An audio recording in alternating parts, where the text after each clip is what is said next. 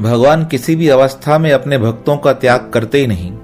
वह किसी भी जाति का हो, किसी भी धर्म का हो, किसी भी संप्रदाय का हो, किसी भी पंथ को मानने वाला हो, पर भगवान अपने भक्त को किसी भी अवस्था में छोड़ते नहीं हैं। आज से 500-600 वर्ष पुराना यह इतिहास है। कटक के मुगल शासक लाल बेग का उड़ीसा में अधिकार हो गया था। वह लाल बेग बड़ा ही क्रूर शासक था। हिंदुओं पर बड़े घोर अत्याचार करता था। एक दिन वह उड़ीसा के किसी गांव से यात्रा करता हुआ अपनी राजधानी की ओर जा रहा था। तभी उसने मार्ग में एक विधवा स्त्री को देखा। वह उसके रूप पर मोहित हो गया, उसके पास आया और उसे प्रेम से समझाने लगा, तुम मेरे साथ चलो, मैं तुम्हें अपनी रानी बना दूंगा। पर वह विधवा ब्राह्मण कन्या थी। उसने उसे कोई जवाब नहीं दिया। उस स्त्री का जवाब न पाकर लाल बेग बड़ा क्रोधित हो गया और उसने जबरदस्ती उस स्त्री का अपहरण कर लिया और अपने साथ अपने महल में ले आया। वह ब्राह्मण कन्या बड़ी दुखित हुई, पर क्या कर सकती थी? उस अबला को कौन बचा सकता था? क्योंकि सब तरफ लाल बेग का शासन था, पर नियति को कुछ और मंजूर था। लाल बेग ने जबरदस्ती उस ब्राह्मण कन्या के साथ अपना निकाह कर लिया। पर वह ब्राह्मण जाति की कन्या बड़ी उच्च कुलीन थी, सदा परमात्मा का चिंतन करती रहती थी। और उस ब्राह्मण कन्या से एक दिन लाल बेग को एक पुत्र की प्राप्ति हुई, जिसका नाम साल बेग रखा गया। वह साल बेग बड़ा वीर योद्धा था। छोटी अवस्था में ही वह बड़ा नीति कुशल था।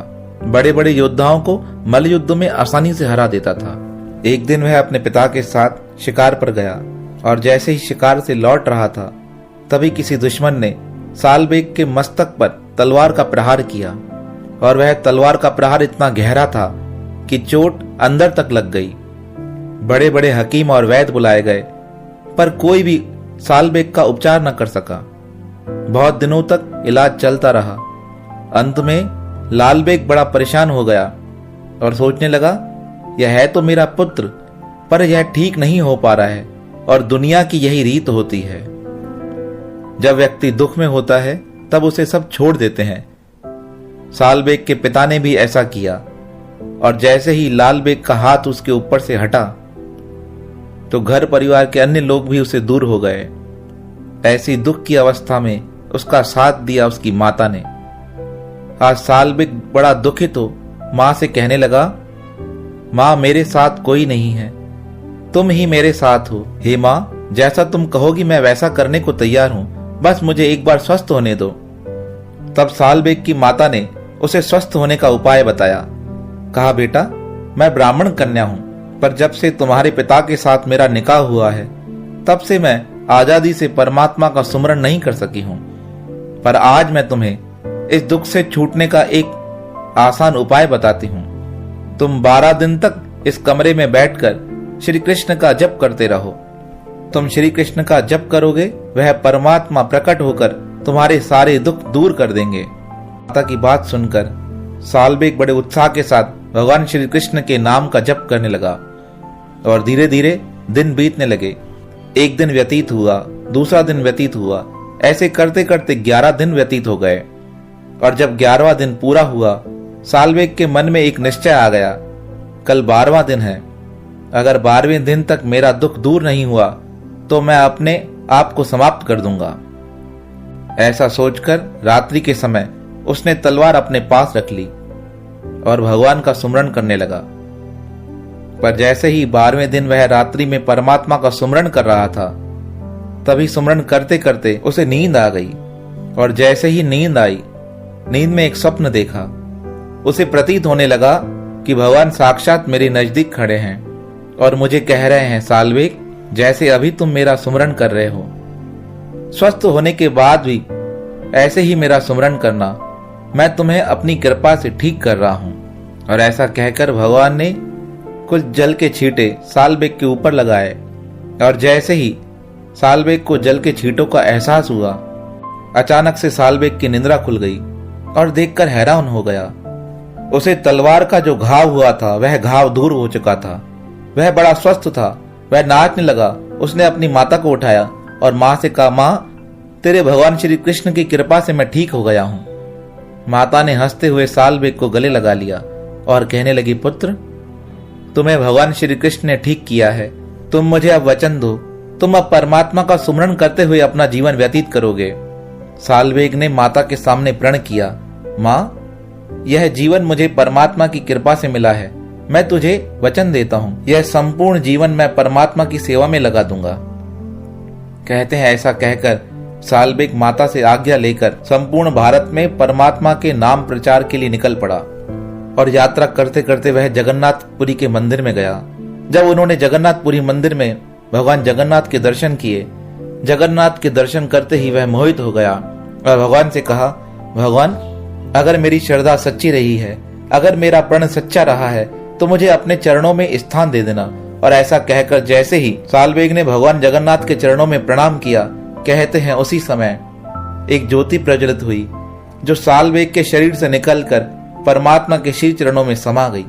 तो ऐसे भक्त जिनका जन्म किसी भी जाति में हुआ हो, जिनका जन्म किसी भी धर्म से हुआ हो या जिनका संबंध किसी भी संप्रदाय से रहा हो, अगर उनका जन्म होता है तो परमात्मा किसी न किसी रूप से उन्हें अपने साथ ही जोड़ लेते हैं। वक्त लगता है पर परमात्मा अपने भक्तों को कभी छोड़ते नहीं है। पूज्यपाद महामना श्री मालवीय जी से मेरा परिचय सन 1906 से था। उस समय मैं कलकत्ता में रहता था। वे जब जब वहाँ पधारते तब तब मैं उनके दर्शन करता। मुझ पर आरंभ से अंत तक उनकी परम कृपा रही और वह उत्तरोत्तर बढ़ती गई। उनके साथ कुटुंब का सा संबंध हो गया था। वे मुझको अपना एक पुत्र समझने लगे और मैं उन्हें परम आदरणीय पिता से भी बढ़कर मानता था। इस नाते से मैं उन्हें पंडित जी न कहकर सदा बाबूजी ही कहता। वे एक बार गोरखपुर पधारे थे और मेरे पास ही 2-3 दिन ठहरे थे। उनके पधारने के दूसरे दिन प्रातःकाल में उनके चरणों में बैठा था। वे अकेले ही थे। बड़े स्नेह से बोले, भैया, मैं तुम्हें आज एक दुर्लभ तथा बहुमूल्य वस्तु देना चाहता हूँ। मैंने इसको अपनी माता से वरदान के रूप में प्राप्त किया था। बड़ी अद्भुत वस्तु है, किसी को आज तक नहीं दी। तुमको दे रहा हूँ। देखने में चीज छोटी सी दिखेगी पर है महान वरदान रूप। इस प्रकार प्राय आधे घंटे तक वे उस वस्तु की महत्ता पर बोलते गए। मेरी जिज्ञासा बढ़ती गई। मैंने आतुरता से कहा, बाबूजी जल्दी दीजिए, कोई आ जाएगा। तब वे बोले, लगभग 40 वर्ष पहले की बात है। एक दिन मैं अपनी माताजी के पास गया और बड़ी विनय के साथ मैंने उनसे ये वरदान मांगा कि मुझे आप ऐसा वरदान दीजिए जिससे मैं कहीं भी जाऊं सफलता प्राप्त करूं। माताजी ने स्नेह से मेरे सिर पर हाथ रखा और कहा, बच्चा, बड़ी दुर्लभ चीज दे रही हूं। तुम जब कहीं भी जाओ तब जाने के समय नारायण नारायण उच्चारण किया करो, तुम सदा सफल होोगे। मैंने श्रद्धा पूर्वक सिर चढ़ाकर माताजी से मंत्र ले लिया। हनुमान प्रसाद मुझे स्मरण है। तब से अब तक मैं जब जब चलते समय नारायण नारायण उच्चारण करता हूँ तब तब सफल होता हूँ, और जब जब स्मरण करना भूल जाता हूँ तब तब असफल होता हूँ।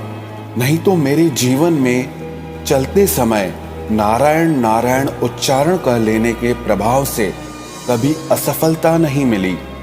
आज यह महामंत्र मेरी माता जी की दी हुई परम दुर्लभ वस्तु तुम्हें दे रहा हूं, तुम इससे लाभ उठाना। यूं कहकर महामना गदगद हो गए। मैंने उनका वरदान सिर चढ़ाकर स्वीकार किया और इससे बहुत लाभ उठाया है।